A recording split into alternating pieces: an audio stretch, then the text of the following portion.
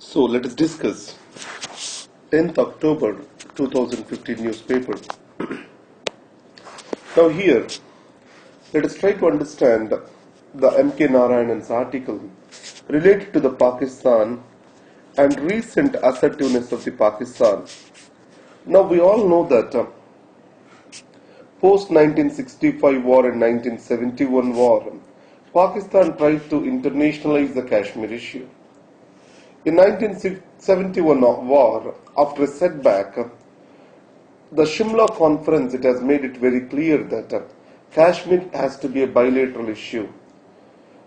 Before the ink on the paper has dried, Mr. Bhutto travelled to Pakistan and changed its stand. Now, international community also has duly recognized the Kashmir as a bilateral issue that has to be solved between these two countries. When Mr. Obama tried to appoint Mr. Holbrooke as a special representative to the South Asia, including the Kashmir issue, India has deeply resented such a move. Now in this context, the Pakistan from time to time it is trying to internationalize the Kashmir issue. Recently in UN General Assembly, Pakistan spoke about the human rights violations, and none other than the Prime Minister of the Pakistan, Nawaz Sharif, accused India of keeping Kashmir under the foreign occupation. Now in this context, India also gave a reply to the Pakistan in which it tried to raise the plight of the people in Pak-occupied Kashmir and also in Balochistan. So it's more appeared like a tit for tat.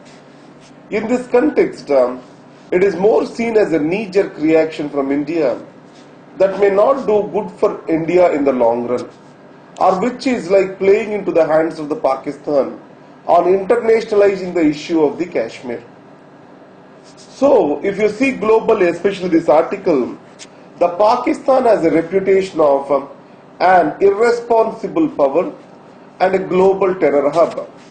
On the other hand, global society sees India as a responsible power aspiring for a greater role, UN permanent seat, etc., with regard to the global politics concerned. So now there is a popular saying, if you believe yourself as a power, then you have to behave as one. It means India reacting to Pakistan and this tit for tat knee-jerk reaction, it has made India close to Pakistan or equated India with Pakistan. So such a knee-jerk reactions we have to avoid. We have to deeply see the meaning into these reactions. Now, why the Pakistan all of a sudden is appearing too assertive nowadays? Why is it so assertive nowadays? Now always in Pakistan, army calls the shots with regard to the issues related to India. So a weak state, a strong army, the nuclear arsenal, plus the religious extremism, which is providing for cross-border terrorism, Lashkar-e-Taiba, all these factors together makes Pakistan inherently dangerous to the neighbors. And the second thing is growing assurance from China.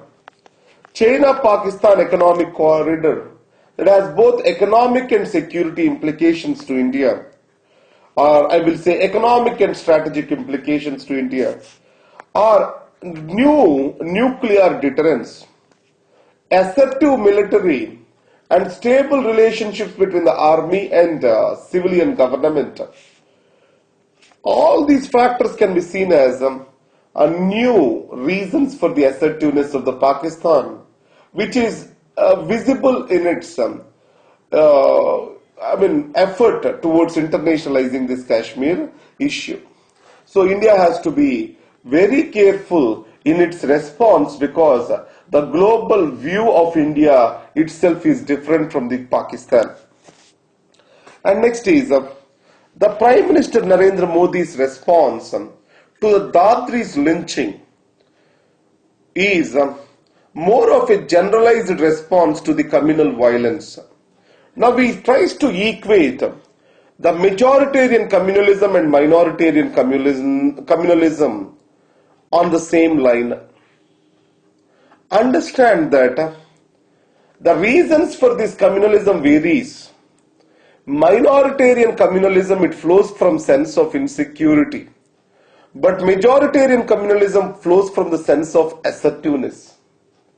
So in these circumstances, the insecurities are inherent among the minorities in a plural society. So I am not supporting the communalism here. Any communalism is inherently bad. But the intensity of the majoritarian communalism is much worse. So the violation of life and property the majoritarian communalism can do is going to be much worse compared to minoritarian communalism. So equating these two is not appropriate. Now in this context, majoritarian communalism in the long run, it will do greater damage to the democratic polity and national unity. So in this context, treating unequals as equals, there can be no greater inequality than this. Now, two sides of an ambitious deal. This is about trans-Pacific partnerships. Counter to this, the China is bringing in a regional comprehensive economic partnership. So, one way we cannot see this as China-centric, we can better say it as ASEAN-centric. Now, the Trans-Pacific Partnership, it is central to the economic dimension of President Obama's pivot of Asia policy. Pivot to Asia. The United States plus 11 partners including Japan and Canada, they account for more than 40% of the global GDP, and it is going to free more than 18,000 items from various trade barriers. Now in this context, what the TPP impact on United States economy will be? So the acquisition is, it will lead to the job reduction in United States economy. It will not serve the interests of the common man. It will only be useful for the corporates and their benefits. That is the reason why you can see Mr. Trump and also Bernie Sanders, both of them are presidential nominees of the respective parties, are not nominees. So they who are contesting in primaries, they have strongly opposed to TPP. Now in this context, TPP can it counter or control China? Now the China and American economies are so closely integrated with each other. China cannot be confronted by United States. So I can say that there is an assured mutual destruction of each other's economy if either tries to undermine the other. So China has invested more than $1 trillion in the United States Treasury bonds. That shows the integration. So what Mr. Joseph Stiglitz, the economist, says is, the Trans-Pacific Partnership will not serve either the economic or security interests of United States of America. And the next article is about Nobel Prize. Now, if you see the Arab Spring, now what is the reason for the Arab Spring? Unemployment, young population, corrupt government, and authoritarian rule. That is, what is the reason for the Arab Spring? It has started in Tunisia, spread to Egypt, Yemen. It has almost led to the entire Arab world changing from authoritarian to democratic. But in the process, many of the countries went into chaos. Now if you compare Yemen, Syria, Iraq, etc. on one side, Tunisia on other side, the Tunisia is very much stable. The reason is, the stable democracy was established through the efforts of the civil society. You can quote this as an example for civil society in your notebook. So, the civil society played a constructive role, which is called a national dialogue quartet. So which consists of lawyers, trade unions, labor unions, etc., human rights activists, etc. Now, it shows clearly the constructive role the civil society can play in mediating the interests of the different groups towards a common national purpose. So, the Nobel Prize is recognition of this effort. The Tunisia's quartet, it tried to establish a constitution, mediation of different interests in the country, and finally a secular society. So this itself is a very big achievement, and it can send an example for other countries that are suffering from civil war and strife post Arab Spring. So that's what is worth it. And the next is booming startups are not a bubble. Understand the startup climate, especially with regard to the retail sector, is increasing. So because of this, hitherto the rural markets have suffered from lack of access to the various goods. Now this access is improved and it is going to enlarge the size of the market. So it means no one need not be threatened because of the coming of these e-applications or e-commerce ventures.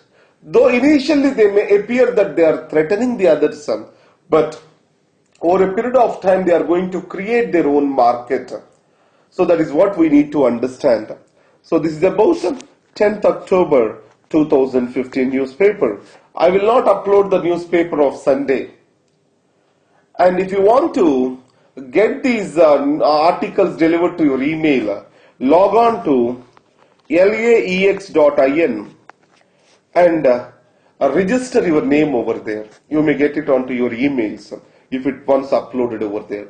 Or you can get into Rambabu's students on the Facebook where I will be uploading them, and take a week as a reference point. From Sunday to Sunday, I will try to upload all the videos of the previous week by this Sunday. So generally within 24 hours of gap, I'll try to upload the video. Even I'll try to normalize everything, back up if anything is missed by Sunday. So this is what is my approach will be. So thank you very much and all the best.